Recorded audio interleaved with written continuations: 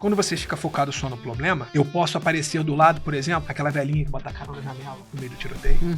Aquela criança correndo, que tá assustada do tiro, e atravessa no meio do beco, os caras estão dando tiro, isso é o dano colateral. Ou pode aparecer outro cara de fuzil em cima da laje, com fuzil também, que é uma outra ameaça. Eu tô tão focado aqui que eu não consegui ver esse cara aqui em cima. Então a gente treina muito essa percepção espacial. Foco, mais percepção espacial. E eu falo que isso nas empresas acontece muito também. Às vezes em projetos que você tá tão focado e não consegue largar e tá olhando pra ele tão incisivamente que vocês não vê que sai uma legislação nova que trava teu projeto todo. Caramba, eu não vi. Ou aparece uma oportunidade para alavancar o seu projeto e você não vê. Seja bem-vindo ao Sem Atalhos, um podcast G4 Podcasts. Eu sou Thay Dantas, diretora de marca e marketing de produto aqui do G4 Educação. Nesse podcast, nós traremos para vocês as práticas, os insights, os ensinamentos necessários para você construir uma vida de alta performance. O Sem Atalhos é um oferecimento do G4 Skills, a plataforma do G4 Educação que avalia os gaps de habilidades de cada um dos seus colaboradores e constrói uma trilha de aprendizado personalizada para que eles consigam performar no seu máximo em direção aos objetivos do seu negócio. E para você conhecer a nossa plataforma, eu liberei para você gratuitamente 7 dias de uso da nossa plataforma. Para você acessar, basta você escanear esse QR Code ou mesmo clicar no link aqui da nossa descrição.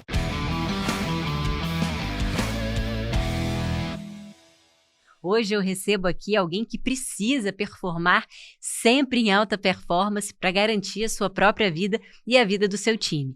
O Coronel Maurílio Nunes, ex-comandante do BOPE do Rio de Janeiro. Coronel Maurílio, conta para mim como é a tua rotina. Eu quero saber do seu dia a dia, essa é a primeira pergunta que eu sempre faço aqui no Sem Atalhos, porque aqui só ensina quem faz. Então a gente quer saber como é que você aplica o teu conhecimento na sua prática. Eu quero saber desde a hora que você acorda, o que você come, o que você almoça, até o momento que você vai dormir, toda a sua rotina. Então, que horas você acorda? Primeiro, agradecer a oportunidade de estar aqui batendo esse papo com vocês, mandar um alô para todo mundo que está nos ouvindo. Acordo cedo, acordo por volta de 5h30 da manhã. Nossa, comida é 5.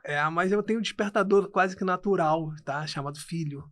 Que ele também me acorda assim. Eu sou uma pessoa igual a todo mundo, que tive somente uma preparação diferente ao longo da minha carreira. Mas acordo cedo com o meu moleque e eu já começo a preparar, né, o meu segundo filho para ir para a escola. Então, entre 5h30 e 6h30 da manhã, é aquela preparação das crianças, né? Ou acorda, ou troca de roupa, ou faz isso, faz aquilo, para a gente começar o nosso dia, já com as minhas atribuições do lar também. Eu divido muito, lógico, minha esposa faz muita coisa dentro de casa, que ela também trabalha, mas me ajuda muito. E eu faço sempre o máximo que eu posso dentro da minha rotina com a minha família. E aí levo meu filho para a escola. Você tem quantos filhos? Tenho 4 filhos. Nossa, que legal, 4 filhos. Quais são as idades? 19, 18, olha isso. Tenho uma filha de 19 anos. Gente, não vou te perguntar quantos anos você tem, porque eu não quero que você pergunte. Não, tenho 45, tenho 40, não vou perguntar. Meu Deus, né? Tenho 45 anos. Dentre esses aí, muitos deles de 26 anos dedicados à Polícia Militar, né? A minha atividade. Então, minha rotina, eu começo meu dia, né, acordando cedo, levando meu filho maior para a escola. E dali eu começo já olhando para minha rotina pessoal, né? Ou eu vou para minha atividade física na musculação, ou eu vou para o meu treino jiu-jitsu. Jiu-jitsu e musculação. Isso é regular. Pela parte da manhã, mais ou menos que horas, assim? Eu costumo fazer entre 7h30 e 8h30, né? No máximo 9 horas ali, porque já tenho que ir pro quartel para começar a minha rotina no quartel. E aí você faz exercício de musculação ou jiu-jitsu? Isso. Quando eu não tenho alguma reunião muito cedo, mas é questões pontuais e esporádicas, mas eu tento manter o máximo possível essa rotina. E como a gente conversou aqui, eu faço essa rotina em jejum. Já me adaptei a isso desde a época de quartel, porque a gente acordava também 5h30 da manhã e o café era só após a atividade física. Então, acho que meu corpo já se acostumou a isso e eu performo e respondo muito bem à atividade física nesse período, né? Conversando com alguns especialistas, e faz até bem você fazer essa atividade, desde que esteja preparado para isso, porque no dia anterior tem que se alimentar bem também à noite. Então, não é assim de qualquer maneira, né? Tem toda uma inteligência para se fazer esse tipo de trabalho. Mas você rende melhor, no meu caso. Sim. Né? Eu rendo melhor de manhã na atividade física. E, eventualmente, hoje em dia, quando eu não consigo fazer uma dessas duas atividades, eu ainda acompanho treino de manhã no próprio quartel, com os nossos policiais que também dão treinamento para nossa tropa, dentro do Comando de Operações Especiais, onde eu sirvo atualmente. E aí começa minha rotina diária dentro da minha unidade, né? Você vai comer que horas depois que você faz o exercício? Por volta de 9h30, 10 horas da manhã. Depois do exercício? Depois do exercício. Legal. Né? E vou fazer o meu café da manhã. O que você come? Hoje eu tô muito mais regrado, vou falar a verdade. A idade vem chegando, eu precisei... né? Teve alguns anos atrás, eu... achei que ainda tinha, acho que 30 e poucos anos, 20 e poucos anos, né? E hoje, infelizmente, o corpo não reage da mesma forma. E aí eu precisei me olhar e falar assim, melhor eu parar agora e me reorganizar na minha rotina, porque às vezes a zona de conforto te deixa muito incapacitado de fazer algumas coisas. Total. E isso é uma coisa que eu falo muito nas minhas palestras, né? Fuja da zona de conforto. Mas às vezes você também cai nela e não percebe em alguns eixos, né? E eu me via isso em alguns anos atrás. Estava caindo no marasmo, atividade física ruim, minha saúde. E aí me preocupou. Puxa, eu quero ver meu filho crescer bem. Eu quero ver meus netos, né? Já tenho alguns problemas familiares de saúde que faz parte, hereditários. Então eu tenho que me cuidar. E aí comecei acompanhamento médico, fazer check-up todo ano, mesmo sempre tendo feito atividade física. Mas... vi vários probleminhas que eu tinha, mesmo fazendo atividade física regular, como sempre fiz, né? E aí, com um grande amigo do Thiago, né? Que é amigo de todos nós aqui, e o Elvio é meu médico também. E a gente... Dr. Thiago Volpe? Ele é bacana. Um parceiro. A gente recebeu ele aqui já. Eu sei. E ele é um grande incentivador da atividade física, né? E ele mostrou muito que o conceito que ele fala do programa Volpe, né? É muito do que eu sempre fiz no batalhão. Ele só regulou algumas coisas ali e deixou meu corpo funcionar. Então hoje, na regulação desse trabalho, eu como uma fruta, né? Uma fruta com aveia, né? No máximo ali, um pão com máximo um requeijão por cima, muito leve, e uma água. Isso é meu café da manhã, né? E não come nada de proteína nesse horário? Ovo. Ah, você come ovos? 2 ovos. Né? 2 ovos. Até a rotina aí tá bem equilibrada. E tudo com objetivo, né? Não é à toa que ele é excelência operacional e os resultados estão vindo, pra mim, muito satisfatórios. Que bacana. Né? Pô, você que já era de alta performance, então, com essas pequenas mudanças na sua alimentação, na sua rotina, que legal. Decolou. Porque você tem que entender também que faz parte do seu crescimento biológico também, o corpo começar a diminuir algumas produções, mesmo você tendo um rendimento. Total. O meu não vai ser igual a de uma pessoa sedentária, mas também eu sinto essa passagem dos anos, né? A gente precisa, no momento, fazer essa regulagem. E aí eu entrei com acompanhamento e está sendo maravilhoso para mim. Disposição aumenta, né? Sua capacidade de resposta, sua resposta muscular, né? Aumenta drasticamente, mas uma coisa que o Thiago fala muito também é sobre a capacidade cognitiva. Né? Melhora a sua capacidade cognitiva. Aquela coisa de você ler cansado, não absorver o conhecimento, você também parece dar um estalo. E uma provocação muito natural, né? Com muitos compostos naturais para poder estimular o seu corpo para voltar a se regular. Isso foi muito legal. Faça esse café da manhã com essa proteína por volta de 9h30, 10 horas da manhã. Depois começa a despachar documentos. E aí é uma variação de problemas diários que a gente tem que resolver no quartel, né? Eu faço essa reunião de manhã, 1h da tarde. Hoje eu tô levando minha comida, virei um marmiteiro. Tanto que eu olhava assim, tá no grupo do marmiteiro. O que eu olhava assim, o pessoal todo neurótico com comida, né? Tô igual. Levo minha marmita do meu lanche de manhã, do almoço, lanche da tarde, saio lá com aquele kitzinho todo dia de manhã. Mas isso é disciplina, cara. E assim, não me senti nem um pouquinho forçado, assim, pô, aquele peso de ter que fazer, pô, isso é muito difícil. Eu tenho que me regular a preparar minha comida, nem sempre vai ter um lugar para eu comer adequado. Cara, muito tranquilo para eu fazer isso. É lógico, pô, eu tô aqui em São Paulo hoje, Não tive pra trazer minha comida no aeroporto. Mas podia ter trago a marmitinha aí pra gente ver como é. Hoje não deu. Eu sei que tem gente que traz a marmitinha e já consome aqui, se tá no horário, né? Tem. O Paulo Musi trouxe a marmita dele no podcast. Aí abriu, né? Como é que eu tô comendo minha marmita? Aí o cara é maluco mesmo. Mas ele não, ele é disciplinado, cara. Às vezes as pessoas podem olhar pro lado assim, pô, esse cara, pra que isso tudo? É disciplina, o bem-estar dele. Né? Para atingir o objetivo. Total. E a gente chega a atingir esse objetivo com essas rotinas diárias. Né? Esse ponto do objetivo, eu até falei no podcast com o Renato Tomioka, que é um médico também que estuda longevidade, muito bacana, de como é fundamental nas suas decisões diárias. A gente às vezes não se dá conta disso, mas é fundamental você ter um objetivo claro para a sua vida. Sim. O objetivo, qual é o seu objetivo de vida? Como é que você quer se sentir? A gente às vezes tem um objetivo para o nosso negócio, para a nossa empresa, para a nossa equipe. Mas e para a gente? E não digo, a gente vai muito na nossa geração para um propósito, né? Que é algo super difícil de encontrar. Putz, qual é o seu propósito de vida? Pô, não sei. Mas e o seu objetivo agora? O que você quer? Como é que você quer se sentir? Como é que você quer estar de saúde? Como é que você quer estar no seu casamento? Com seus familiares? Você falou aqui, putz, você tem o seu tempo ali de manhã que você dedica à sua família. Então, você já sai de casa tendo clareza ali no seu consciente de que, putz, o tempo com a minha família eu já passei aqui. Hoje eu já aproveitei um pouco meus filhos, já contribuí com os trabalhos de casa. Putz, isso já te dá uma outra perspectiva da sua vida. Por isso que quando eu falei pra você que eu me foquei para cuidar um pouquinho mais da minha saúde, é porque eu queria melhorar a performance com minha família. Aí, viu? Que diferente. Né? O que eu queria ver no futuro é continuar correndo com o meu filho de 5 anos, que tem uma disposição. Que já deve estar te dando uma canseira. Sabe? De correr com o meu de 12, que joga bola e bater um futebol com ele. Olha que legal você jogar bola com teu filho. Memória afetiva absurda. Total. Pra mim e pra ele, pro futuro, total, né? Eu tô construindo o futuro já começando pelo meu ambiente familiar. Então esse é o objetivo que eu tive quando eu busquei melhorar a minha saúde, né? Não que eu tava degradado, que eu tava gordo, tava fora do peso. Sim, tava fora do peso, então eu regulei isso com o Thiago. Esse é o objetivo que eu falo, que é muito interessante.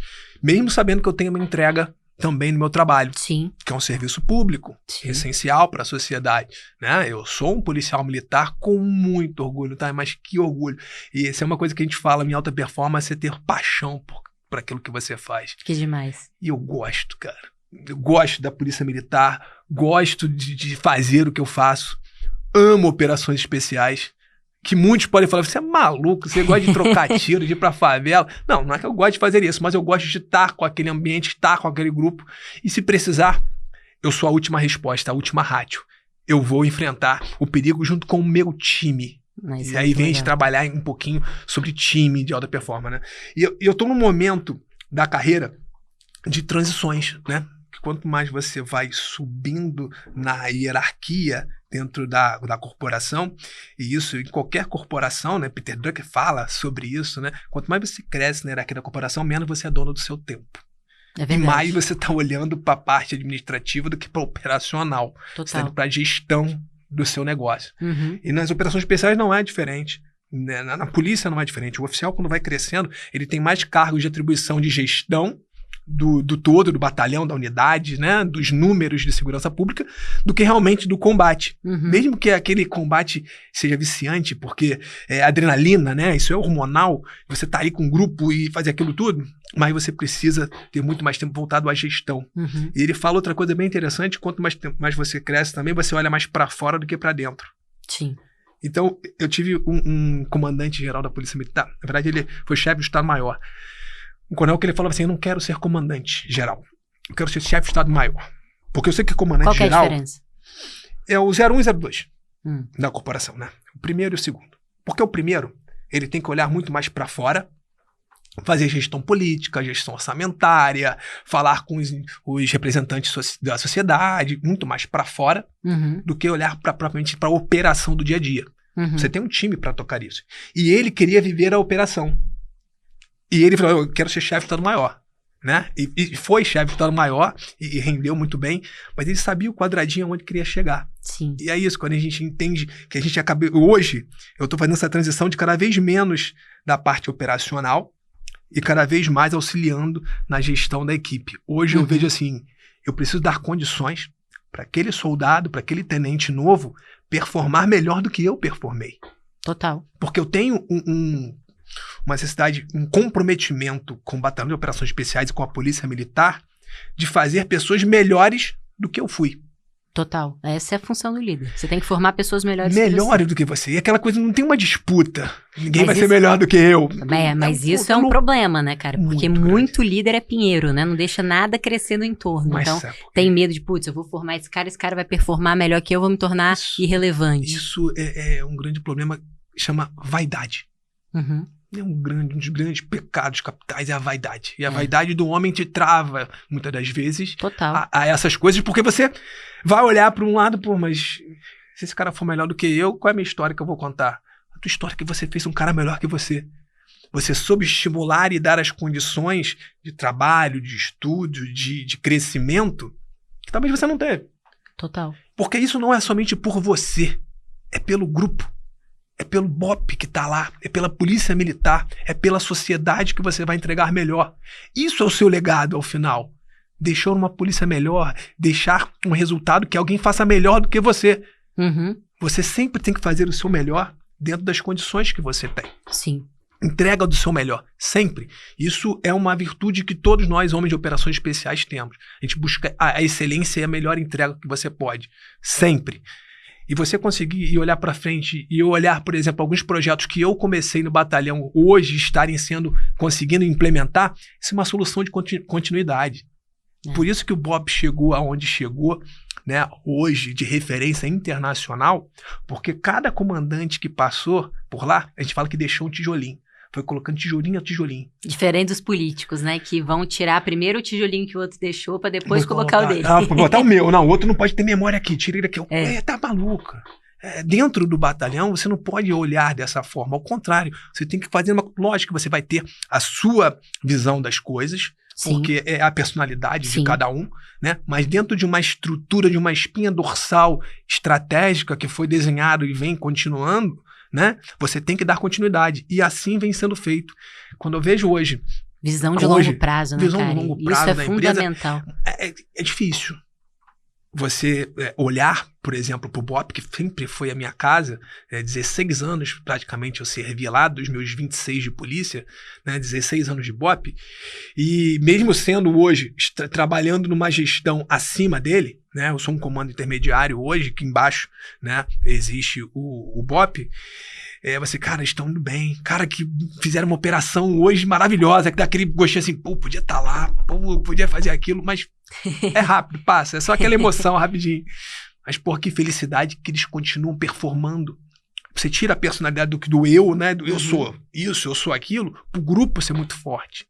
Né? Essa capacidade de você fazer novos líderes e fazer líderes melhores, acho que é uma das missões mais gloriosas que nós podemos ter, olhando a instituição sendo maior que você. Sim. E se você pensar até do ponto de vista egoísta mesmo, tipo, pensando no eu, é a forma que você tem de se perpetuar dentro do negócio. Quando você é um líder tão bom que forma outros líderes, você deixou um pouco de você com aqueles líderes e eles vão formar outros que também já vão ter um pouquinho de você, que é como ter filhos, né? Você deixa um pouco de você ali, a sua contribuição para aquela pessoa que vai fazer outras contribuições e você vai se perpetuar no negócio. Não necessariamente estando ali na cadeira. Você fala do egoísmo, né? As pessoas têm uma visão muito deturpada que é o egoísmo e a Ayn Rand explica muito isso bem, adoro aquele livro dela. E eu comecei, desmistificou um pouquinho o que é esse egoísmo, né? Uhum. Não para você. É você ter a sua individualidade, sim, principal, e isso não é uma antítese, uma contradição de você olhar para o grupo também, né? O grupo é importante, mas essa entrega que eu fiz, cara, me deixa super satisfeito, empolgado, cara. Sabe? É uma coisa que me motivou muito, lógico, construir isso ao longo dos anos. Não foi um estalo que deu. E eu consegui me motivar para que na mesma minha saída do batalhão, que também foi muito difícil, que para mim o meu Éden seria comandar o BOP dentro da instituição. E isso eu cumpri, né? Fui um dos comandantes que ficou mais tempo na unidade, tenho um orgulho disso. Quanto tempo você ficou? Fiquei 2 anos e 9 meses comandando. Uau. Né? E isso é muito legal para mim. E quando eu cheguei ao final, já chegando aos mais de 2 anos, eu falei, cara, tá acabando. Não tem mais pra onde eu subir dentro do BOP. Uma hora vai acabar. Eu não vou ser eterno aqui. Até para então, cada vez mais quem vai ser o sucessor. Já começava a ter discussões internas dentro da corporação, quem ia me suceder. Para já pensar para que não houvesse ruptura nesse processo, né? E isso me deixou muito satisfeito como aconteceu. Para quem eu passei o bastão, que foi para um irmãozão meu, que trabalhou de subcomandante comigo, que é o atual comandante, e ele está fazendo um trabalho excepcional, né? Me abusa falar que melhor que o meu, sabe? Lógico, com diferenças, eu fiz algumas coisas, ele vem complementando outras, e a referência que ele tem por mim também, até por esse grau de amizade que nós temos, me deixa muito satisfeito e valorizado. Sim. Ele, comandante Nunes, tô fazendo, lembra aquela coisa que nós conversamos lá atrás? Pô, tô conseguindo implementar agora. Que demais. Tô com essa ideia, o que você acha? Às vezes eu funciono como um oráculo pra ele, aquele mais velho.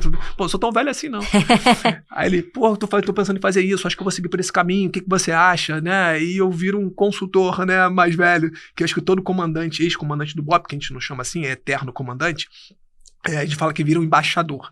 A gente sai de comandante e vira embaixador do batalhão. O que a gente chama nas empresas de conselheiro, né? É isso, né? Porque eu não vou deixar de falar bem do BOP, não vou deixar de brigar pelo BOP e defender essa grande instituição dentro da Polícia Militar.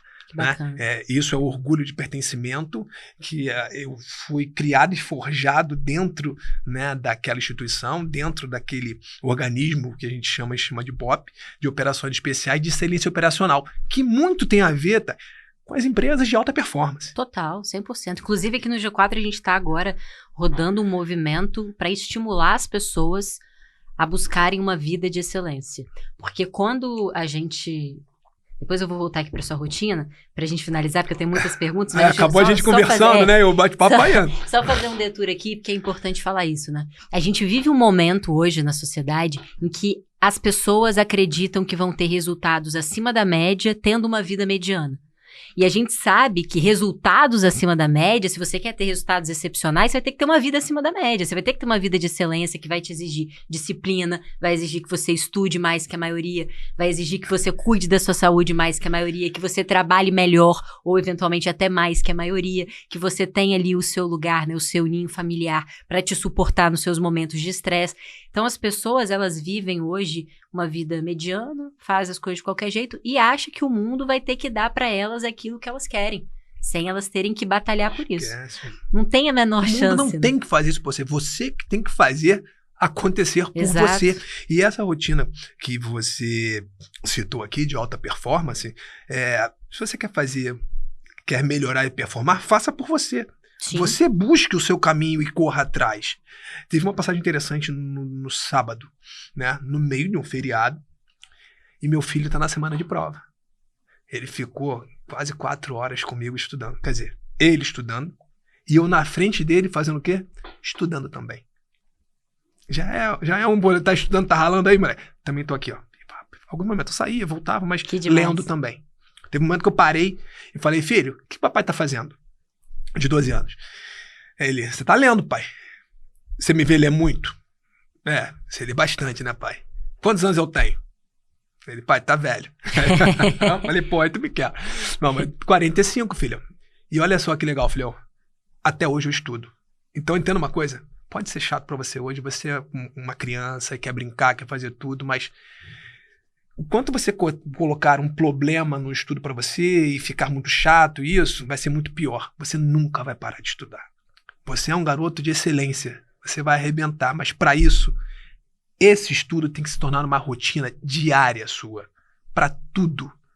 Independente do que você for fazer. Você vai jogar bola? Então você vai treinar muito e vai estudar muito futebol. Você vai ser um engenheiro? Vai estudar muito sobre engenharia. Mas sempre vai acompanhar você o estudo. Total. Nada vai ser fácil na vida. Sim. Tudo você vai ter que batalhar e ralar pra conquistar. Essa é a vida, filhão. E eu tô mostrando pra você aqui toda a minha jornada que eu até hoje faço. E você olha pro papai, eu não tô só falando pra você, eu tô aqui ao seu lado. Fazendo. Né? Eu e minha esposa, né? Essa cultura, e é dentro de casa, que é o seu primeiro pilar, espelhamento, eles têm. Minha esposa é funcionária pública, eu sou funcionário público, estudamos, passamos no concurso e estudamos ainda até hoje. Minha esposa lê muito, a gente estimula nossos filhos a lerem também, né? Até o de 5 anos tá já lendo os livrinhos dele, começando a leitura, olha que demais, né? Com 5 anos ele já tá lendo, já começando a se alfabetizar até antes da hora, mas são propostas que a gente colocou em prática, mas sempre da busca da excelência. Achar que o mundo vai fazer por você a responsabilidade que é sua. Eu tenho até medo de entrar na parte política aqui, às vezes fica travado, né? Mas não adianta. Você tem que fazer a sua parte se você quiser um rendimento maior e melhor do que a média. Né? Total. Todo mundo que está lá em cima hoje conquistou grandes espaços, eles ralaram muito. A gente costuma brincar também e falar, todo mundo quer ser caveira, mas ninguém quer ir pro curso de operações especiais. Ninguém quer ralar, né? Ou você quer ver Deus, mas não quer morrer. Caramba, é só com muita fé, quer ver Deus? Calma aí. Eu não quero morrer não. Aí fica difícil, né? Essas predecessoras. Mas isso é um caminho que a gente tem que traçar e caminhar muito para a excelência operacional. Eu vou voltar nesses pontos que você trouxe todos, porque eu acho que são muito interessantes. Só para a gente finalizar aqui a sua rotina, então você trabalha desse momento em diante. Queria explorar aqui 2 coisas. Como é que é a sua alimentação no almoço? Você almoça o quê, normalmente? Como é que é essa sua marmita? Minha marmita é regrada, eu posso falar, nutricionista lá do Thiago, tá? Mas é a proteína, né? Tem a proteína. Tem o carboidrato, sim, tem que ter o carboidrato, desmistificando várias coisas, né? Ele botando, você tem que se alimentar. O carboidrato, lógico, não é grande quantidade, mas uma quantidade que vá você manter o seu rendimento. Você precisa desse carboidrato, é uma maneira como você come esse carboidrato, a quantidade que você come e o tipo de carboidrato. Tudo dentro de uma regulagem, né? Aí, às vezes você tá ficando maluco. Não tô maluco, só tô mantendo minha disciplina. Você falou que são 100 gramas de carboidrato, tá aqui 100 gramas, e minha proteína tá aqui, minha proteína, e eu mantenho isso balanceado. Na primeira fase do treino foi assim, já mudou um pouquinho a segunda fase do treino, porque é tudo por objetivos, né? Sim. Então aumentei um pouquinho o carboidrato, mas a média é essa. Eu tenho um pouquinho de feijão no almoço. Come feijão. Eu falei, cara, feijão e arroz? Ele feijão e arroz. É bom demais, feijãozinho com arroz. Nossa, eu adoro. Mas é pouca quantidade, É a quantidade normal para você comer, quantidade sem ideal absurdo. Pra você. E você começa a entender que o seu corpo, com aquela quantidade, tá legal. Sim. Você não dá aquele sono pós-comida. Às vezes você bate um arrozão com feijão, parece aquele cimento de obra, né? Mas eu gosto, eu não posso reclamar, tá? Eu gosto muito, né? Botar uma farofinha ainda junto com limão. Aí é bom perfeito, demais. Tá? Eu gosto de farofa também, não tá na dieta. Thiago, foi mal, cara. Eu, de vez em quando, eu como a farofa. Às vezes tem que ter, né? Eu gosto também, tem que ter um pequeno prazer. Mas a gente estava conversando sobre isso, é bem interessante. Não é brincadeira, não. Se você conseguir cumprir, em média, mais de 80%, 70%, já tá bom, cara. Você vai conseguir atingir teu objetivo. É lógico, pô. Eu tô aqui em São Paulo. Eu vou ter como passar num prato e... Calma aí, 100 gramas disso aqui. Com o tempo, você começa a ter um olhômetro, que nós chamamos, né? Você já sabe quantas colheres de arroz você vai colocar, o tamanho da proteína, para o peso mediano que você precisa se alimentar, o que vai saciar o seu corpo, a necessidade do seu corpo, né? E isso eu já consegui fazer. Isso é aquelas fugas. Tem um dia que meu filho, por exemplo, gosta de comer um hambúrguer. É o dia do hambúrguer. E eu como com ele, porque eu acho que aquele momento é importante eu passar com ele, sabe? Tem um objetivo para aquele momento. Tem. E eu sei que outros aqui falaram também que tem esses objetivos de fuga, às vezes, no dia da dietazinha. Tu não precisa comer aquela gordurosa, tudo cheio de coisa, mas come hambúrguer. É aquele momento, né? A memória emocional para o seu filho. Total. Você tá naquele dia com ele, conversando, comprando, participando da rotina dele, mesmo que tarde da noite. Isso é importante para o seu relacionamento e para o crescimento daquela criança. No outro dia tu corre mais 1 hora e gasta mais, faz parte, tá? Mas você falou aí em tarde da noite, que horas mais ou menos? Não, tarde da noite hoje eu tava dormindo muito pouco. Quanto? Né? Eu tava dormindo em torno de 4 a 5, máximo 5 horas por noite. Nossa, muito pouco. E isso tava me desgastando. E aí você são sabe os que problemas, isso aumenta, né? A taxa de mortalidade, né? Mas eu sei, o Thiago me deu uma bronquinha por isso. Vou falar baixo aqui, ele me deu uma bronca. Mas por quê? Eu queria botar tantas coisas na minha rotina, inclusive a parte de estudo, e achava que isso era mais importante do que outros. E não adequava melhor o meu horário durante o dia. Eu acabava dormindo entre 1 da manhã, uns pouco, pra acordar 5h30, 6 horas. Nossa. Né? E cansava. Isso cansava, pô. Diminuía meu rendimento. Lógico. mais que você fosse pra academia que fizesse isso, seu rendimento caía. Você não conseguia evoluir. E isso que ele me mostrou com meus exames. Olha aqui.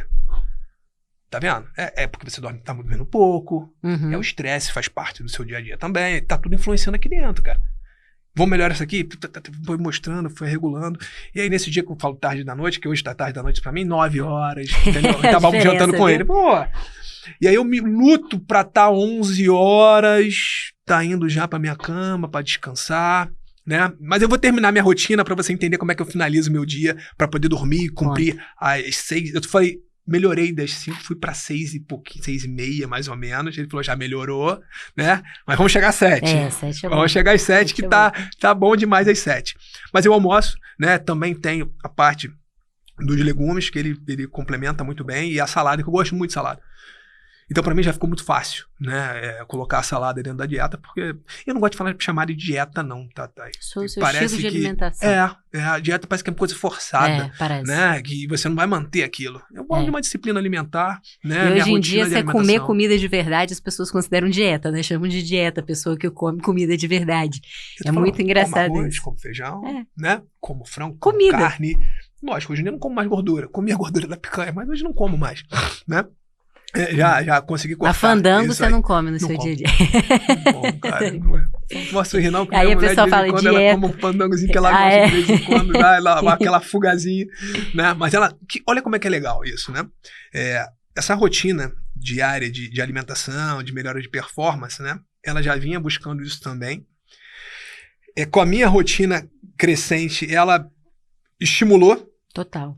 E começou também a um ritmo de treinamento no ritmo dela, nos processos dela, não me obrigou a fazer comigo, tem que fazer assim, tem que fazer assado, mas hoje ela já melhorou muito também, ela foi no médico, começou acompanhamento, ou seja, virou pra família. Isso é tudo, demais. Né? Você sabe que o melhor jeito, cientificamente provado, de você construir um hábito é você estar num ambiente que torne esse hábito mais fácil. Então, quando você tem, por exemplo, numa família, uma pessoa que começa a se alimentar muito bem, de maneira consistente, a tendência é que as outras, porque obviamente no fundo todo mundo gostaria de ter uma alimentação saudável, de ter bons hábitos, né? Ninguém racionalmente escolhe, putz, eu quero ser uma pessoa ferrada de saúde, quero escolher os piores hábitos. Então, quando você começa a estar num ambiente que te proporciona a facilidade de comer bem, a facilidade de se exercitar, como você disse ali pro seu filho, ele tá sendo estimulado por você ao ver você ali lendo também, então, putz, eu quero estar perto do meu pai, você sentar ali e ler com ele. Então, quando o ambiente facilita o hábito, as pessoas se encaixam muito melhor, a melhor forma. Conversando antes de entrar aqui sobre a cultura, né, de alta performance, de excelência operacional, que várias empresas também têm essa cultura, e essa cultura envolve as pessoas que entram também, né? Total. Só uma vírgula que o pessoal estava esperando lá no hall, né? Quando eu cheguei. E parece, às vezes, uma loucura coordenada. Um falando com aqui, o outro vendendo ali, e o outro fazendo uma call aqui. Todo mundo vendendo, todo mundo falando, né? Eu falei, cara, ninguém vai ficar parado aqui. Quem ficar parado vai se sentir mal. Porque eu vou olhar pro lado e o cara tá vendendo. Ali o cara tá vendendo, aqui o cara tá falando. Cara, eu tenho que falar também, pô. Não posso ficar parado, não. Total. Então, essa rotina de vocês, né? Acaba estimulando o outro a não ficar. O ambiente auxilia muito. Né? 100%. Isso é função do gestor. Criar esse ambiente para que as pessoas possam performar melhor. O que eu costumo falar, até por nossos estudos que eu fiz na FGV, e até hoje eu faço algumas pesquisas, a disciplina me leva a algumas rotinas. Às vezes de coisas que eu não vinha fazendo ou coisas que às vezes não são tão agradáveis naquele momento. Gera uma rotina. E a rotina me gera cultura. Sim. Todo dia fazendo. E daqui a pouco não, hoje já é normal para vocês. A cultura da empresa é isso. Vamos vender com excelência operacional, uma tropa de elite. Não, quem entrar aqui já vai olhar aquilo como uma referência. Total. Eu vou entregar isso também. Ou eu não vou continuar aqui, né? Ou eu saio. Exato. E aí no BOP é assim. Nós temos algumas rotinas e alguns processos, né, que demonstram nossa excelência, não diretamente, não, é treinamento constante. Treinamos todos os dias. Ou tá operando ou tá treinando. Equipe de alta performance tem que ter esses objetivos de treinamento constante, e treinamentos em alta performance também. Depois a gente pode falar um pouquinho sobre treinamento. Então a equipe vai treinar muito bem, vai treinar muito todo dia. Todo dia a gente entoa a canção do batalhão e a oração das forças especiais. Todos os dias. Antes das 8 horas da manhã, no achamento do pavilhão nacional, tá todo mundo lá em forma, E todo mundo repetindo aquilo. Todo mundo repetindo aquilo. Não somente por repetição, mas como um mantra para você nunca esquecer dos nossos valores, das nossas crenças, o que é importante pra gente naquilo. Isso é a cultura. Total. Quem entra ali, olha aquilo ali, fala, eu tenho que todo dia falar isso também. Eu tenho que todo dia gritar caveira quando eu saio de forma. Eu tenho que ir pra favela e tenho que performar porque o meu companheiro está do meu lado. Então isso gera um ambiente favorável a que todos cresçam. Né? É um ambiente virtuoso de crescimento. Total. Né? E isso, por isso que é diferenciado uma equipe de alta performance, por isso que as operações especiais têm um desempenho melhor, que a própria cultura consegue valorizar isso tudo, e os outros que chegam, já chegam pelo menos com o extrato que a gente observa de valores que compactuam com isso. E se você não se adaptar, meu amigo, ali a rua não é para você. Exato. Estão te desmerecendo, né? Mas não é esse ambiente. É um esporte para poucos, as operações especiais. Imagino, pouquíssimos.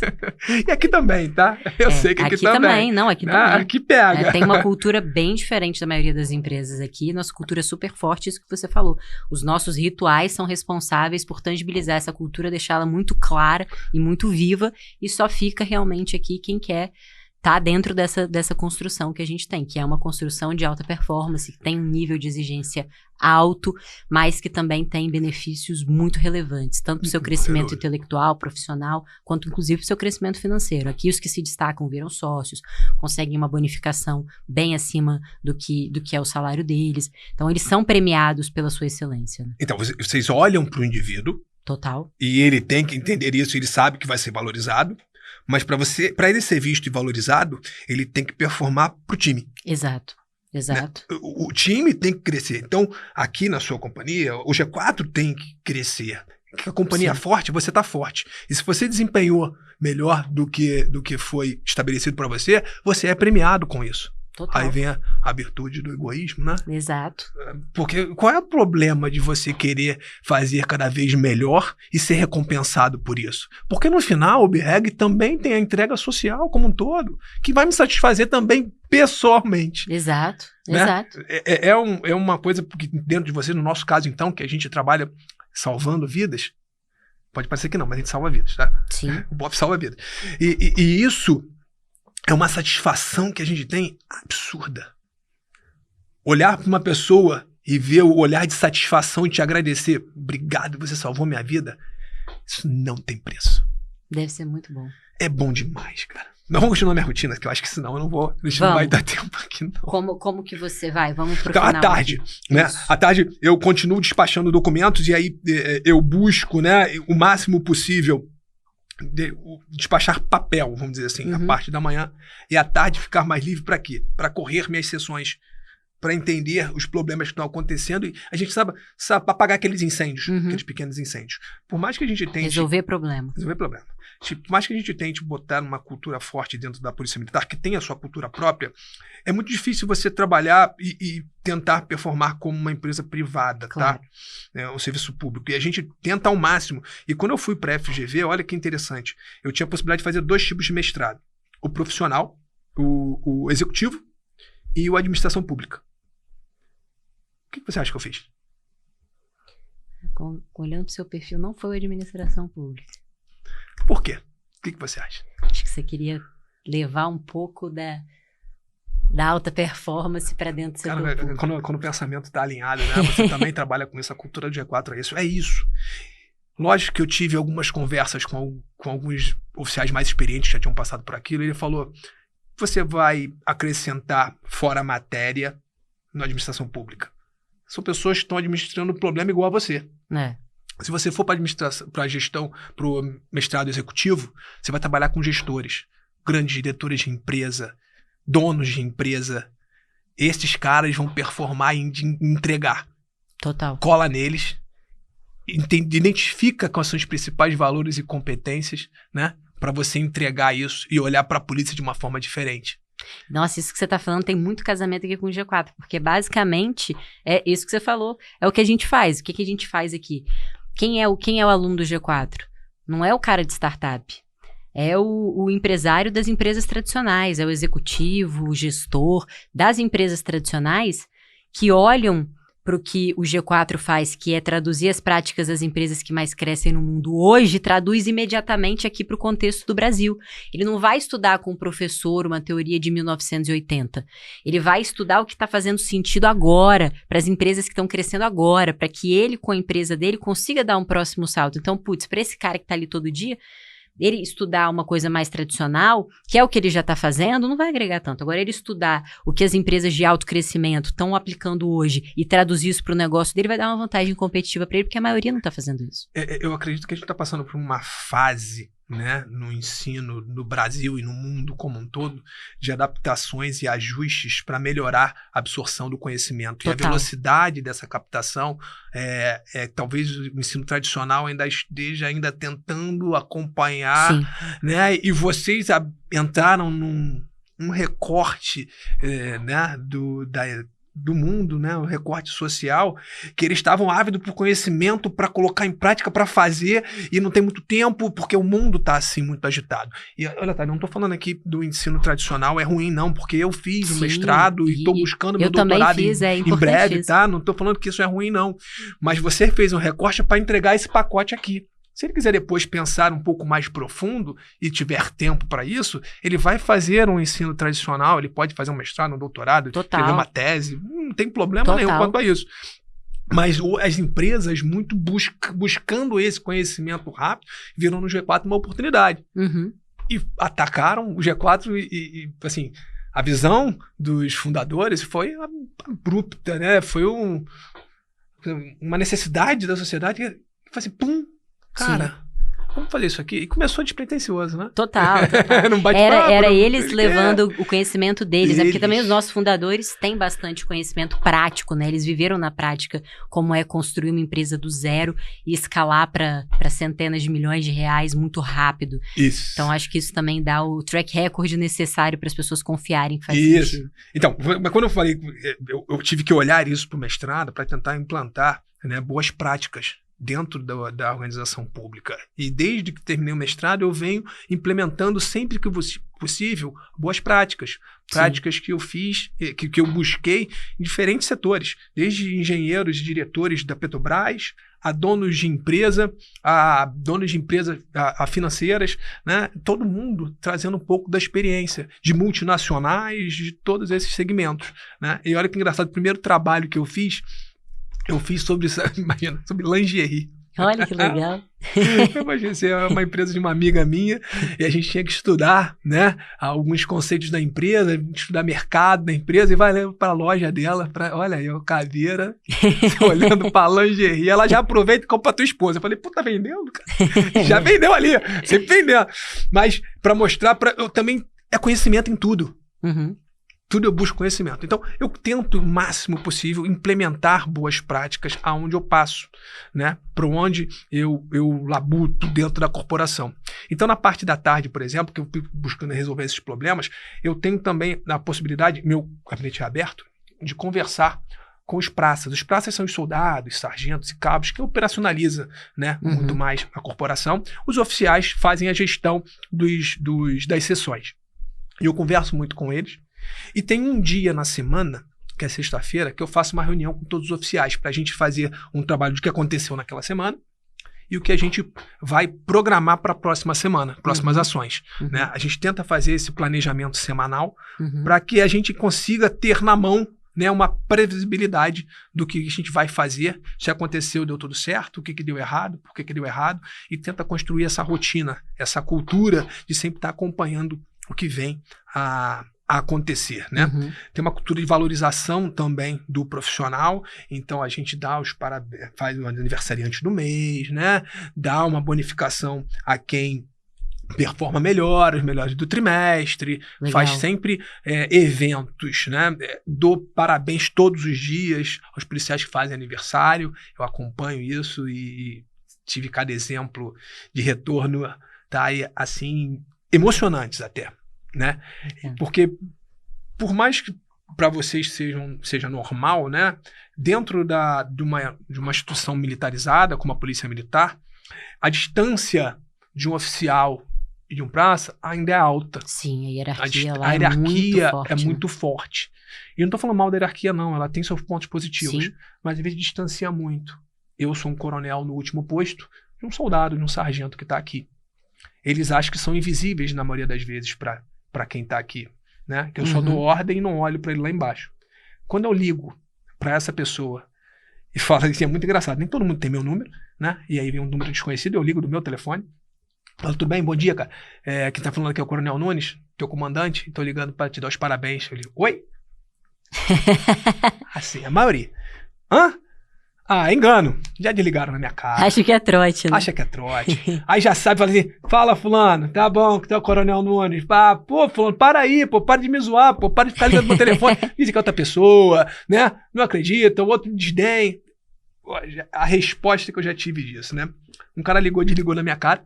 Aí de 5 minutos ele me liga. Comandante, é o senhor mesmo? Eu vi uma foto aqui, parecia o senhor. É o senhor? Eu falei, sou eu, cara. Meu, desculpa, comandante, que eu nunca esperaria um comandante ligar pra mim. Demais. Teve um subtenente. E subtenente é um dos mais antigos que existe na corporação, né? É o último posto dos praças, né? Então ele tinha quase 30 anos de corporação. E quando eu liguei pra ele, ele ficou muito lisonjeado com a lembrança. E no outro dia ele estava na porta do meu gabinete. Eu falo, mas tudo bem? Lembrei do nome, falei com ele. Ele, comandante, vim aqui pessoalmente, primeiro agradecer o senhor ter me ligado e para falar pro senhor, em 29 anos de corporação, nunca nenhum comandante me ligou para dar os parabéns. O senhor, depois de 29 anos, me ligou. O que o senhor precisar, você pode pedir. Comprometimento. Eu ganhei esse cara. Demais. Com uma ligação. O outro, quando eu liguei, comandante, é o senhor, peraí. Abriu o vídeo, ele tava numa festa em casa. Aqui, família, meu comandante me ligando. Que demais. Fazendo uma festa comigo. Porque ele também se sente valorizado e mostra pra família dele. São pequenas ações que você valoriza o homem. Eu tô olhando pro indivíduo. Né? Eu tiro aquele véu de invisibilidade. Sim. Que ele possa pensar que tenha e valoriza esse cara.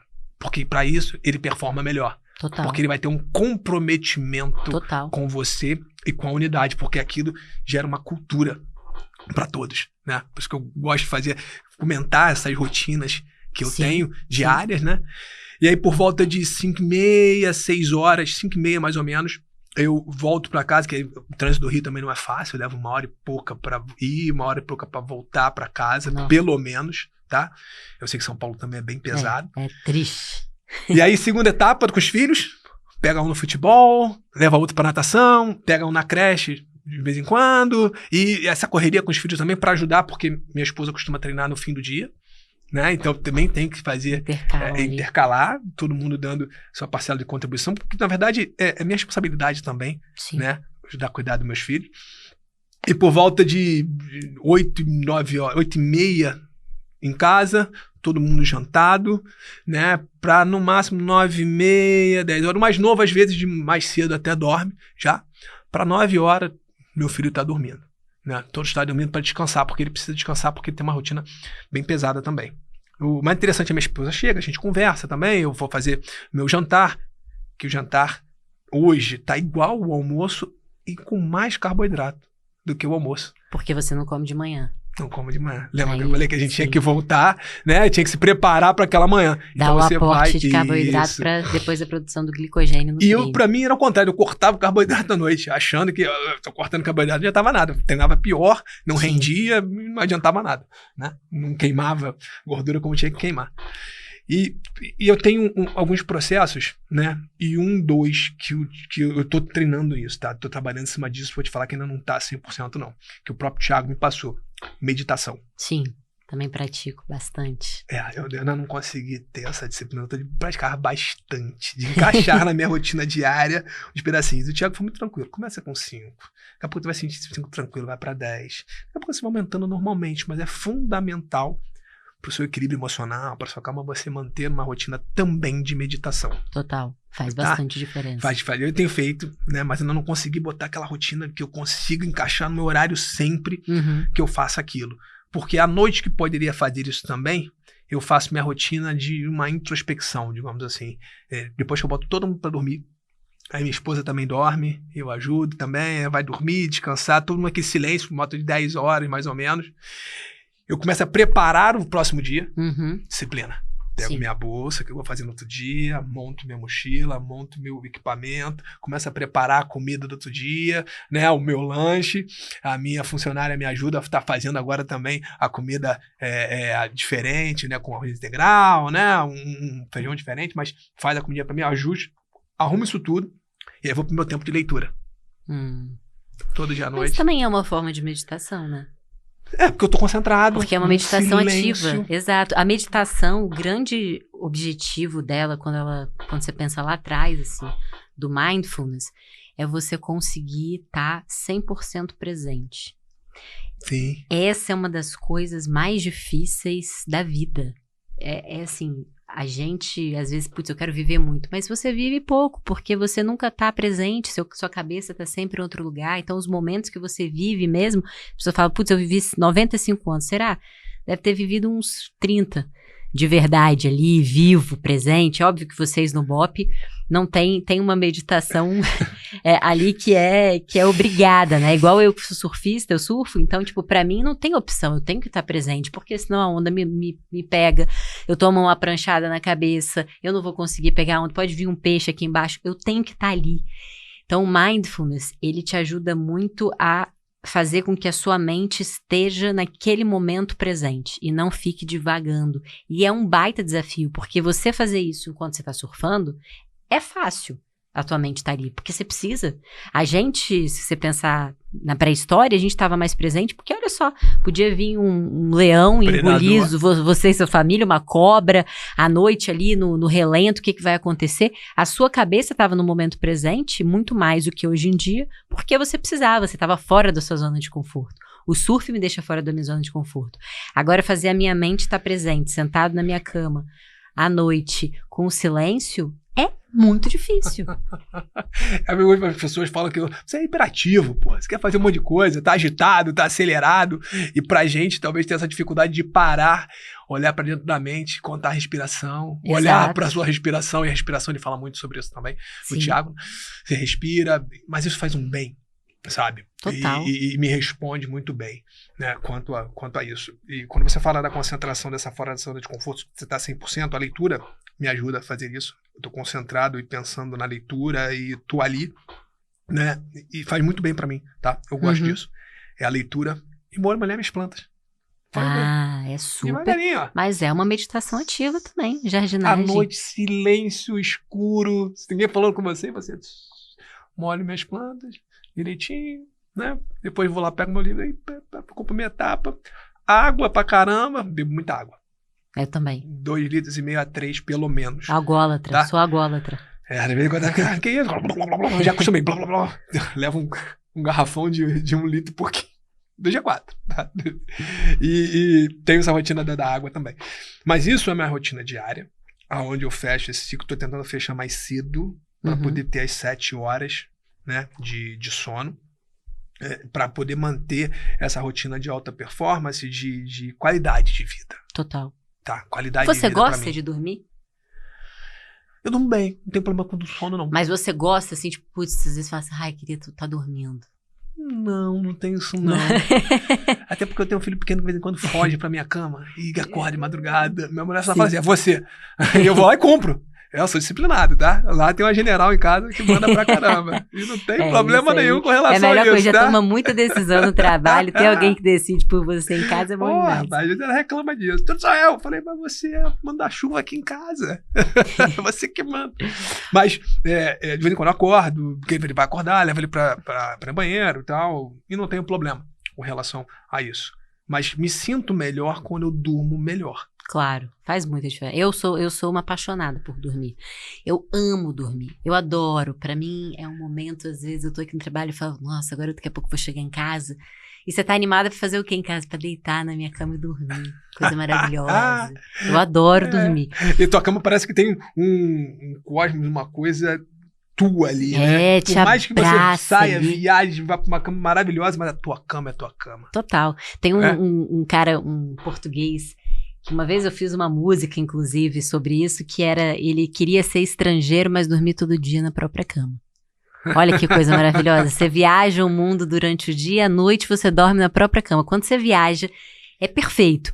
Mas quando você chega em casa e deita na tua cama, Teu porto não seguro, tem né? melhor... Você Nossa, fez demais. uma rotina que o teu porto seguro te acolhe, te protege para você recarregar as energias, Total. né? E você cria aquele clima, aquele ambiente até mental, Total. né? Total. Na tua cabeça você cria isso também, Do seu lar, né? do seu lar, né? Se eu tô protegido, tô aqui no meu porto seguro, posso relaxar, sair da minha zona de alerta. Eu vivo na zona de alerta, né? Eu sou policial militar no Rio de Janeiro. Pois é, isso aí, agora que a gente já falou da sua rotina, eu quero entrar mais a fundo nisso. Cara, como é que tomar decisões em um ambiente tão difícil, tão desafiador, quanto, por exemplo, um conflito policial, um conflito armado? Você teve muitos anos no BOPE, participou de missões complexas, muito complexas, com relevância, inclusive, nacional, com imprensa nacional. Como é a tomada de decisão em momentos como esse? Eu estudo essa matéria, né? Tomada de decisão. Quais são os pressupostos da tomada de decisão? Uma das coisas fundamentais para se tomar uma boa decisão é o treinamento. Isso é um pressuposto, né? Que você treine bem, ainda mais nessas situações de crise, onde você tem que dar respostas muito rápidas. Exato. E essas respostas podem ser muito impactantes para você. Eu falo que o ato de puxar um gatilho não é igual você estar no stand de tiro e atirar num papel. Você está num ambiente urbano, muitas pessoas, onde tem um marginal da lei armado, fazendo agressões contra você, contra o Estado e contra aquelas pessoas que estão ali, e você precisa proteger aquelas pessoas. E a sua decisão, em determinado momento, é puxar o gatilho para cessar aquela injusta agressão. Só que quando você puxa esse gatilho, você também está tomando tiro do outro lado. Então você está em risco de se machucar e se ferir, risco de perder a sua liberdade, porque pode ser interpretado de forma diferente, a legislação e os doutrinadores e os juízes e promotores, né, nosso sistema de persecução penal pode interpretar diferente, pode acontecer o erro, somos seres humanos, pode acontecer o dano colateral, isso pode te deixar preso. Você pode morrer. E a nossa morte não é ficta, não. É morte real. Não tem volta. A gente sangra de verdade nesse momento. Então isso aqui está envolvido na sua tomada de decisão. Para eu tomar uma decisão confortável ou não confortável, mas com mais assertividade, você tem que treinar muito situações de conflito. E eu falo nas minhas palestras também que, além dos treinamentos cognitivos, além dos treinamentos de repetição muscular, né, de excelência operacional, isso hoje é o básico. O cara atirar bem, ter um bom físico, uma resposta física, né? Isso é porta de entrada, meu irmão. Você quer estar aqui, isso aqui é o mínimo que você tem que entregar. Mas principalmente é treinar tomada de decisão. E a gente tem alguns procedimentos internos de treinamento para isso. E hoje, se você acompanhar alguns treinamentos esportivos, você tem treinado bastante essa capacidade de você tomar decisões, reflexos de cognição, né? Desde aquelas luzinhas piscando, né? Pisca aqui, toca aqui, aquelas sequências que você tem que acompanhar. Isso é processo que você treinar e exercitar também a mente. Então a gente tem simulador, né? A gente treina alvos atiráveis e não atiráveis, começa com cores, cortar você atira, cortar não atira, né? E começa a evoluir até uma situação real no stand, né? E aumenta a não criticidade, mas aumenta a problemática do seu treinamento, para você sempre se manter em alta performance. Lógico que nenhuma situação é igual à outra, mas você tem uma experiência de treinamento, que a experiência é o segundo fator preponderante também para você tomar uma boa decisão. Uma melhor decisão naquela situação. Não tem decisão que você vai tomar perfeita numa situação de crise. Se a crise entrou, se já passou por todas as barreiras de prevenção e a crise se instalou, aí chama o BOPE. Eu só trabalho assim. Eu não trabalho quando tá tudo direitinho, tá tudo ok. Isso é o trabalho do policiamento preventivo. Trabalho do policiamento de rua normal, que é o RP na rua, a rádio patrulha, né? Isso tudo. Mas quando tudo dá errado, quando estoura a capacidade operacional dessas equipes de prevenção, entra o batalhão de operações especiais. Ou seja, só trabalho no caos. Então, até essa rotina e essa experiência já cria uma resposta, né, muito mais ativa das tomadas de decisão. E hoje o jovem querendo ser tudo rápido, querendo fazer tudo para ontem, esquece que esse processo de experiência é fundamental para você melhorar as suas respostas, as suas tomadas de decisão nessa situação crítica, como é uma troca de tiro. Porque quando eu estou prestes a atirar naquela pessoa, e eu falo muito de foco e visão de túnel, né? Adoro muito Goleman para entender um pouco a mente, né? Controle emocional, o foco dele, adoro o foco, tiro muitos insights desse livro dele. No momento que eu estou olhando um cara com um fuzil à minha frente, o meu foco, a mente humana se protege. É uma ferramenta que a gente tem que a gente não sabe usar. Acho que 20% dela, que ela tem muito ainda a desenvolver. E ele vai focar tudo na ameaça. Uhum. Tudo que está em volta fica esfumaçado, fica escuro. Por isso que a gente dá o tiro tático de olhos abertos. Porque eu não posso perder a minha visão periférica. Uhum. Né? Então, a visão de túnel é preocupante. Quando você fica focado só no problema, eu posso aparecer do lado, por exemplo, aquela velhinha que bota a cara na janela no meio do tiroteio, aquela criança correndo que está assustada do tiro e atravessa no meio do beco que os caras estão dando tiro, isso é o dano colateral. Ou pode aparecer outro cara de fuzil em cima da laje, com fuzil também, que é uma outra ameaça. Eu estou tão focado aqui que eu não consegui ver esse cara aqui em cima. Então a gente treina muito essa percepção espacial, foco mais percepção espacial. E eu falo que isso nas empresas acontece muito também. Às vezes em projetos que você está tão focado e não consegue largar e está olhando para ele tão incisivamente que vocês não vê que sai uma legislação nova que trava teu projeto todo. Caramba, eu não vi. Perdi tempo e energia porque eu não vi. Ou aparece uma oportunidade para alavancar o seu projeto e você não vê. Então eu costumo falar... quando isso você acontece muito, isso quebra empresas, né? Faz com que empresas que são... Putz, a Kodak, por exemplo, se a gente pegar... Putz, quem melhor que a Kodak para ter feito, por exemplo, o Instagram? Ela revelava as memórias, ela revelava as fotos. Mas estava tão focada em fazer bem o que ela já fazia que não conseguia olhar para o lado e entender. Ponto vermelho no quadro. Eu faço esse exercício, tá com o ponto vermelho que vocês estão vendo aqui. Todo mundo, ponto vermelho, ponto vermelho, ponto vermelho. Calma aí, cara. Olha o quadro que tá em volta. A vida é assim. Vai jogar o cenário à sua frente, você tem que ter uma visão de todo. Lógico, com foco na sua ameaça, isso é importante, você ter o foco, mas você tem que olhar o cenário, tem que olhar o quadro todo e não somente o ponto vermelho na parede. Total. A nossa vida tem que ser assim.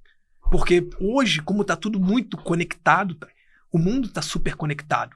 Então o que acontece aqui vai impactar lá fora. O que acontece numa guerra da Ucrânia vai impactar aqui na gente.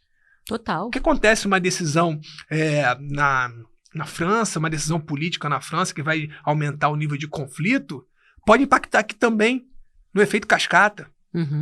Hoje nós estamos passando um problema no Brasil, né, dos possíveis ataques às escolas, que foi aumentando nos Estados Unidos e aqui veio junto.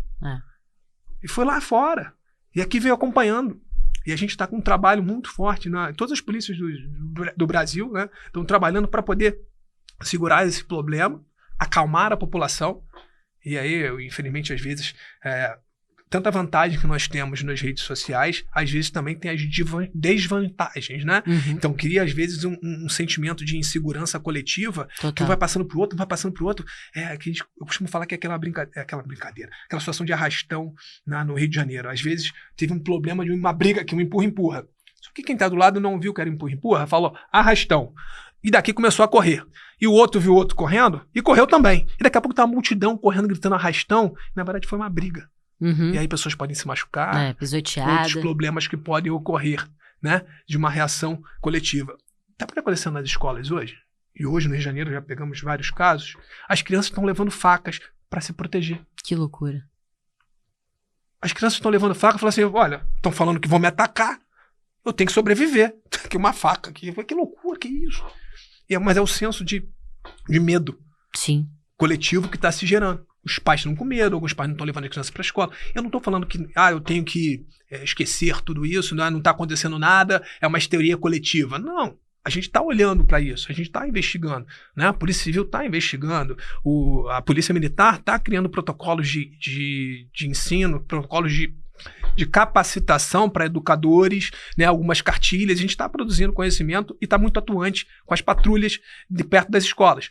Patrulha escolar. Patrulha escolar. Mas essa histeria coletiva prejudica muito. O mundo está assim, né, para tudo que acontece. Então, essa interconexão de tudo é onde você tem que olhar todo o cenário para tomar decisões. E para mim, para não ficar parado, né? Naquela zona de conforto que pra gente ela mata. Tem que tomar muito cuidado com isso. Esse ponto, como é que é, Maurílio? Assim, tipo, você tá lá e beleza, você toma a sua decisão, você vive aquele momento. E como é que vocês chegam em casa? Porque eu fico pensando, a gente aqui no trabalho, quando passa por um dia estressante, eu chego em casa, às vezes, com a minha cabeça exausta, estressada, cansada.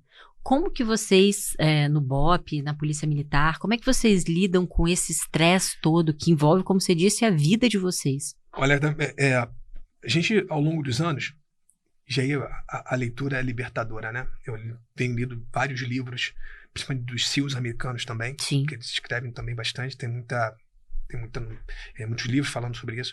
E um desses livros, o operador, ele fala assim, olha, eu aprendi a combater em todos os biomas do mundo. É na neve, é no mar, é no ar, né? É debaixo d'água, é no deserto, é na floresta. Eu sei combater em todos os lugares do mundo. A única coisa que os SEALs não me ensinaram foi a guerra psicológica. A lutar contra as minhas emoções. Porque de tanto problema que ele via, por mais preparado, é lógico que esse impacto nos operadores especiais é menor, mas a gente vê aquilo tanto, pode criar alguns problemas. Primeiro, você deixar aquilo, banalizar o mal, banalizar a coisa ruim.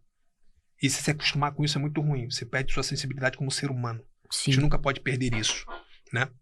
A gente é profissional, tem que fazer o que tem que ser feito. Ou a gente leva isso para casa. E ele falava assim, meu mundo entre dois oceanos. Eu trabalhava, e aí, no caso dele, né? No Afeganistão, no Iraque, naqueles períodos, e estava focado ali nos problemas. Pum, e via cada cena horrenda. Aí voltava e mais 6 meses em casa. E aí, o que a gente vê em filme realmente é aquilo, qualquer sinal, qualquer alerta, qualquer sirene, ele já fica nervoso, escuta um barulho, fica ativo, querendo responder, achando que está sempre em alerta. E muitos operadores tiveram transtorno pós-traumático, né, e tiveram que ser acompanhados. No Brasil, a gente também tem um problema, mas eu costumo comparar, né, os caras trabalham de 6 meses lá, 6 meses aqui, né? O tempo de vida deles operacional é bem menor que o nosso. Tem gente lá no BOPE há 30 anos fazendo isso e suportando ainda essas pressões do dia a dia. E eu não fico um período lá, um período aqui, não. Todo dia tem operação. Todo dia sob essa pressão. Todo dia tendo que desligar a chave e chegar em casa e respirar. Agora eu sou pai. Às vezes falha. Sou um ser humano. Mas eu tento ao máximo não passar de uma linha, né? Principalmente para eu tentar deixar esses problemas no quartel. Ou esses estresses que eu passo. E aí, o seu porto seguro, que no meu caso é o meu lar, é a minha família, é o meu esporte, é isso tudo. Eu converso sempre que possível com minha esposa, né? Passo as dificuldades que eu passei um dia, porque precisa falar. Às vezes precisa falar. E minha esposa me ouve bastante. Mas tem coisas que nem pra ela eu gosto de contar. E aquilo fica guardando pra você. Isso é ruim, né? Eu consigo bem virar a chave. Virar modo operação, boom. E modo vida civil. E aí, muitas vezes, cara, tu é risonho, cara. Você ri pra caramba. Eu falei, qual é o problema? Eu ri. De eu sorrir. De eu ser alegre. De eu brincar com meu filho. De brincar de cavalinho ele em cima de mim. Né? Eu sou uma pessoa comum. Eu sou pai. Eu tenho que entregar esses valores para ele e estar próximo a eles sempre que possível. Sim. Né? Eu, ao máximo, viro essa chave e me dedico a eles, principalmente no final de semana também. Né? Tenho os horários com eles, de brincadeiras com eles, levo outro, tem campeonato todo final de semana, levo pro futebol, brinco com o menor, jogo bola com ele. Agora ensinei ele a andar de bicicleta sem rodinha, cara. Que sensação maneira para um pai, né? Isso me desconecta. Isso vai eliminando, né, essa coisa ruim que você vai acumulando nas experiências que você tem ao longo da sua carreira. De tentar voltar para casa, virar a chave e eu sou pai. Já tive experiência de um policial nosso, de nos passar, né, uma experiência que ele acabou, não vou dizer agredindo, mas dando umas palmadas no filho, que a mulher dele pulou em cima dele. Para! Você tá tratando ele igual vagabundo. Então o estresse que ele tava era tão alto, e olha que a gente não conseguia ver, tá? Porque ele é um cara que performava muito bem. Mas tava uma bomba relógio pronta pra explodir. Só que ele tava explodindo na família. E quando a gente conseguiu entender isso, ele entendeu isso, com esse choque que ele teve com a esposa, e começou um tratamento da família, do filho dele, e hoje ele está num relacionamento maravilhoso com a família. Se entenderam, ele mudou a chave, entendeu que o filho dele, na verdade, é ele. Ele não poderia fazer aquele tratamento. Minha esposa às vezes me dá uma puxadinha de orelha, mas eu falo, mas não é isso. Mas ela me chama também às vezes para a realidade. Calma aí. Então essa regulação interna, por isso que sozinho eu não chego a lugar nenhum. Total. Por isso que minha família é um porto seguro para eu conseguir virar essa chave. E cada um vai ter a sua válvula. Mas acha a sua válvula. Você vai pro futebol, vai pro teu filho, vai pro teu gato, vai brincar com o cachorro, vai fazer wakeboard, vai fazer o que você acha, mas acha a sua válvula para ter esse escape, né, dos estresses que você tem ao dia a dia, porque no final isso acumula para dentro. Total. Eu falo isso até para alertar as pessoas, eu tenho pressão alta. Um pouco da família, né, questões familiares, hereditárias, mas eu tenho pressão alta. Você desenvolveu ou você nasceu com ela? Eu descobri quando eu fui baleado. Aí a pressão, pufa, falei, o que é isso? Talvez eu nunca tenha ferido muito novo, né? Isso eu tinha 22 anos, e desde 22 anos eu tomo remédio para controlar minha pressão. E o acúmulo desses problemas, e minha pressão é assintomática. Não sinto dor de cabeça, não sinto nada. Olha que difícil, né? Aí você tem que entender, às vezes, você tá um pouco mais ansioso, cara, minha pressão tá alta. E a alimentação, essa minha modo de vida que aos últimos anos eu venho desenvolvendo, melhorou e muito, inclusive, minha pressão. Porque eu falei, eu tenho que estar com meus filhos, lembra que eu falei? Eu tenho que estar com meus filhos. E infartar é assim, ó, puf, acabou. Desliga o disjuntor. E eu não posso deixar isso acontecer, então eu vou me cuidar ainda mais. E o próprio estresse que você acumula, ele aumenta também a possibilidade do aumento da pressão. Total. Os piores momentos que eu passei, eu já perdi, infelizmente, alguns companheiros, é você perder um policial sob o seu comando. E teve uma passagem que, infelizmente, no BOPE, teve um policial, graças a Deus, ele não morreu, mas foi ferido gravemente na cabeça, e aquilo me consumiu internamente. Mas eu não podia passar isso para a tropa. Eu tinha que passar para a tropa empoderamento, liderança, e dar a direção para onde que eles tinham que seguir. Lógico que eu tinha todo um time maravilhoso para me acompanhar naquilo, mas eu senti por dentro, eu tava ali me remoendo, porque é como se fosse um filho que você mandou para uma missão e ele voltou ferido. Sabe que você sentiu um pouco de responsabilidade por aquilo, mesmo sabendo que o processo não cabia isso, mas me sentia assim internamente. Eu só percebi que eu tava, no momento, passando muito mal quando a gente foi fazer uma doação de sangue. Foi todo mundo doar sangue para ele, tá? Quando eu bati a mão lá, a mulher, você não pode doar, não. Eu falei, pô, eu sou o comandante, eu tenho que doar. A pressão tá alta. Vai lá, bebe água, faz isso, faz aquilo, faz 10 minutinhos lá. E vai 10 minutinhos, bebe água, bebe isso. A pressão continua alta. É o seguinte, você que tá bem? Eu falei, tô. Tá sentindo alguma coisa? Um pouco ansioso. Mas pela situação que a gente tá vivendo e tal, ela procura um médico. Aí eu tenho um médico, eu conversei com ele, eu falei, lógico, se é pico de estresse também, a pressão pode subir. Mas eu identifiquei ali, é um problema que eu tinha que acompanhar mais próximo. Porque num pico de estresse desse eu podia explodir a panela de pressão. Total, podia e nem perceber. Um problema grave no coração. Um problema mais grave no coração e não ia perceber. Exato. Né? Por mais um porte de treino, né? De alta performance sempre tive, de atividade física, eu poderia quebrar. Né? Eu não poderia, eu não posso isso. Eu tenho uma responsabilidade com a minha família muito grande, então vou me cuidar por conta disso. Então eu comecei a olhar mais para dentro, olhar nos meus processos, né? Para tentar ao máximo ter essa válvula de escape, e o treinamento físico faz um bem danado para isso também, né? Voltar ao jiu-jitsu depois de alguns anos que eu voltei há pouco tempo. Foi fundamental, e aí eu agradeço ao Fábio Gurgel, que é um parceiro meu aqui do G4, a gente é parceiro em alguns trabalhos, e o Fábio me estimulou também a voltar, né? Eu vendo toda aquela filosofia, a forma que ele trata o jiu-jitsu, então, cara, Eu sempre cultuei isso, vamos voltar.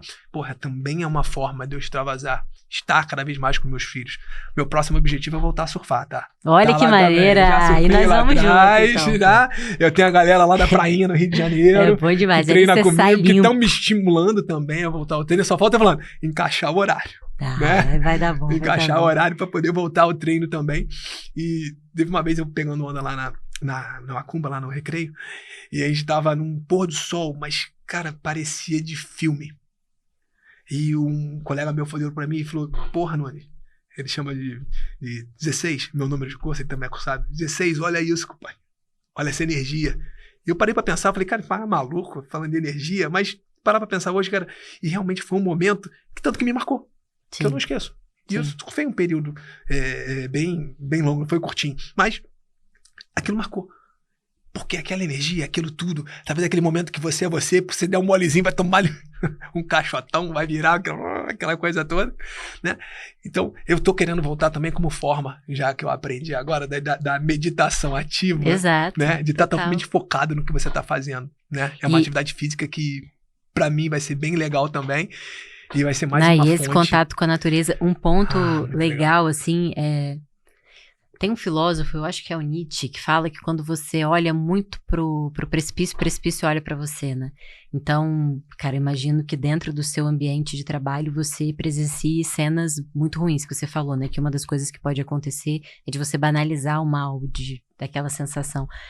E eu fico pensando o quanto pra vocês deve ser importante, e às vezes, como você falou, aquele pôr do sol te marcou, porque você ali se conectou com o lado bom, né, da vida, das pessoas, das coisas, e ter esses dois contrastes, né, que você tem em casa com o filho, principalmente criança pequena, que é aquela pureza, aquela coisa que dá esperança pra gente, e da outra ponta ali, situações completamente tristes, esse contraste, assim, eu acho que deve ser fundamental para que vocês continuem acreditando no lado bom das coisas, tendo essa perspectiva mais clara de que o mal é o mal e o bem é o bem, né? De que são duas coisas que existem ali diferentes uma das outras. Olha, hoje, fazendo uma palestra, me perguntaram sobre isso, né? Como é que você lida, às vezes, com as coisas erradas que acontecem, a banalização das coisas erradas, né? A inversão de valores que acontecem, às vezes, em alguns segmentos sociais. Como é que você trata isso? Como é que você lida com isso? Ainda mais você que vai estar em mundos, às vezes, tão diferentes, né? Dentro de uma comunidade, dentro de uma favela, e, às vezes, trabalhando em contato, né, com pessoas de diferentes nichos sociais. Uhum. Eu falei, primeiro, acreditar que o certo sempre vai ser o certo, e não é porque outra pessoa está falando que eu vou banalizá-lo e falar aquilo. Então, se eu estiver dentro de uma favela e achar, não, mas lá todo mundo joga lixo na rua, mas tá errado. Sim. Tá errado. Tem uma teoria das janelas quebradas, né? Em Nova York, Estados Unidos, que ele fala muito sobre essa banalização das pequenas coisas. Total. Que um joga lixo, o outro joga lixo. Daqui a pouco, não, mas é ele que joga lixo. Quem falou? Não, tá errado. De outras coisas mais que acontecem dentro de uma comunidade, né? Exploração infantil, né? Eu já peguei várias casas, não foi poucas, não, várias casas, que quem tomava conta das crianças todas era uma criança de 7 anos, tomando conta de mais 3, de escadinha pra baixo. Pô, como é que é isso, cara? 7 anos tomar conta de outras 3? Ah, a mãe foi trabalhar, necessidade às vezes, ou infelizmente a mãe é drogada, sabe? A gente tinha que recolher, conselho tutelar, e aí você via um pouquinho da realidade da sociedade no seu momento muito ruim, né? E a gente tentar apoiar daquela forma da sua entrega como policial, né? Porque eu tô ali também com outro objetivo, mas eu não vou deixar passar algumas coisas ruins. Eu não posso banalizar nunca, não somente para aquela pessoa, mas também para o marginal, porque eu não posso me espelhar com ele. Eu tenho valores, eu tenho crenças e tenho uma moral totalmente diferente da dele, né? Se ele dá uma troca de tiro, ele não quer nem saber se morador, se tem alguém passando na frente dele, eu tenho que entender que aquela pessoa tem que ser protegida, né? Eu não posso dar um tiro por um tiro só porque ele está me dando tiro. Eu tenho que entender aquele contexto, porque tem uma responsabilidade social também para aquilo. Então, ser policial militar no Rio de Janeiro e ser do BOPE tem essas características específicas. Infelizmente, nosso sistema, nossa geografia e nossa problemática é diferente de qualquer outro lugar do mundo, não melhor ou pior, é diferente, e a gente tem que se adaptar a isso para não deixar esse mal banalizar e vir para dentro da gente a gente ficar assim, né? A gente precisa responder, precisa atentar e sempre buscar o nosso objetivo, que pode parecer que não, mas é salvar vidas, tá aí. Muito bom. Maurílio, foi excelente o nosso papo. Antes da gente finalizar, eu tenho um presente aqui pra você, ó. Tô feliz. Olha só, você que falou que tá querendo meditar mais, vou te dar um bom companheiro para suas meditações. Temos aqui o Amazing New Tea, é o chá, nossas parceiras Karina e Rita Castro, e também esse livro aí que é um presente pessoal meu para você, Hábitos Atômicos, fala sobre criação de bons hábitos, inclusive eu citei ele aqui, da parte do ambiente, contribui bastante. Esse livro é excelente e pode te ajudar a criar esse hábito de meditação que você está querendo. Vai entrando na minha lista de leitura e é que interessante. Eu não vou ler agora porque eu tô lendo A Revolta de Atlas. E vai demorar, porque é um livro grande. Eu tô mais ou menos na página 300, então falta um pedacinho. Falta um pedacinho. Mas me estimula a ver os livros que eu não li ainda, e acho que um filósofo falou isso, né? O que é a biblioteca? É aquela provocação que você tem que você não leu ainda, que você não fez, você tá ali, você precisa consumir aquilo. Então, ele vai estar lá, numa situação de destaque, na minha filhinha lá. Quando você lê, me conte, porque eu tenho certeza que vai ser, esse livro é excepcional. E aqui são os chás de todos os tipos para te ajudar na sua rotina de saúde. Aqui, ó, o chazen é excelente para você tomar antes de realizar a meditação. Ele vai te ajudar a se acalmar, a entrar num estado mais contemplativo. Tenho certeza que você vai gostar. Obrigado, obrigado mais uma vez aí ao G4 por poder compartilhar um pouquinho da minha história. E olha como é que é interessante, né? No mundo a gente não pode desperdiçar nada. Essa caixa aqui de presente é maravilhosa, eu vou aproveitar muito presente, mas o que é uma caixa hoje vai virar um brinquedo amanhã. Meu filho adora pegar a caixa e brincar e botar brinquedo e rotear, de cortar, de fazer os cenários e tudo mais, né? Tá vendo essa cultura que a gente leva pra dentro de casa. A cultura da imaginação. Isso aqui poderia ser um lixo. É só entregar pro moleque que ele começa a desenvolver, né? A dar outros sentidos para essa caixa. Sentido pra caixa aqui. Cumprindo a missão dela de entregar com uma identificação visual maravilhosa, maneiríssima. Né? Eu vou pegar o conteúdo que está dentro para consumir e vou deixar ela trabalhar e continuar o seu ciclo virtuoso, né? É para tudo na vida. Então, obrigado aí mais uma vez. Obrigado pelo time do G4, a todos os gestores que são meus parceiros e amigos. E continue, porque o fácil não cabe a nós. Que excelente. Muito obrigada, viu, Maurílio? Foi ótimo ouvir um pouco das suas histórias. Espero que ela inspire a bastante gente para conseguir construir essa vida de excelência que você tão lindamente descreveu aqui do que vocês fazem no BOP, na Polícia Militar, que as pessoas possam levar esse conhecimento para as empresas e para a vida delas. Muito obrigada. Obrigado, minha amiga. E aí, gostou dessa conversa? Então deixe o seu like e compartilhe para que esse papo possa chegar a mais pessoas e, com isso, outros se beneficiem das práticas, ferramentas e conhecimentos que garantem uma vida de alta performance sem atalhos.